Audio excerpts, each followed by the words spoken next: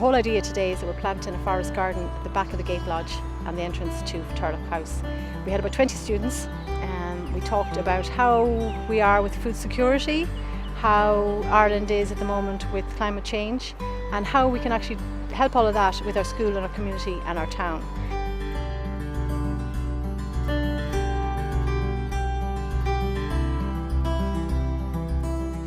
This is a Mayo CYPSC, or a Mayo Children and Young People Services Committee project, and the whole idea is to get young people involved in decision making, to get them involved in their local environment and to they make a difference in their local community. The project has a focus on the Greenway, the whole concept of planting edible landscapes along the Greenway. There's a Greenway from Castlebar out to Turlough House here. At the beginning of the Greenway we planted 11 fruit trees, involving the Tidy Towns local Feroga group in the planting of those.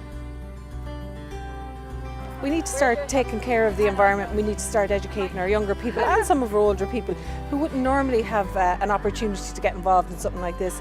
Unfortunately nowadays not everybody has land where they can grow trees or see the process or understand what's involved.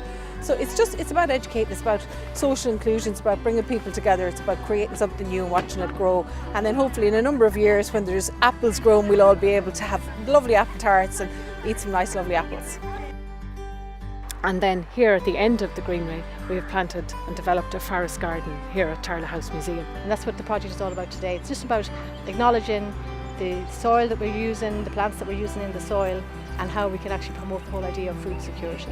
They learned all about the plants and how to plant, about compost, about the ground, the earth, and their involvement was doing all the groundwork for it today. Well, there was a mixture of first, second and third years from Turlough Feroga, and we were planting an edible garden full of plants and trees and little shrubs. I was planting trees and shoveling out soil to place the trees into. Well, it's nice for any tourists coming to see all the stuff that's in Turlough. As they come back when they're older, they'll have seen that the trees growing and the fruit on the trees, and that they'll always be able to say to their kids, to their grandkids, I did that, I planted that. And it's so important to be a part of a community and to be involved in something that you can see it grow and age with time.